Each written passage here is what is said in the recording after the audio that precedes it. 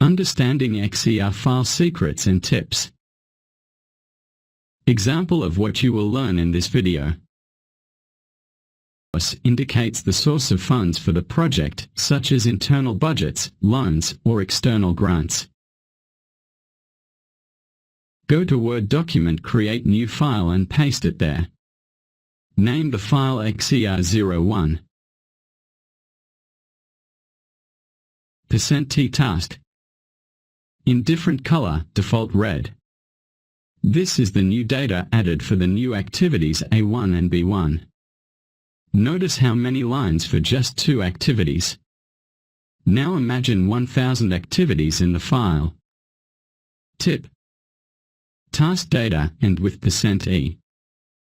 Then new data comes if exist. Let's understand what XER file and what is its benefits before we dig in and see what data it has inside it.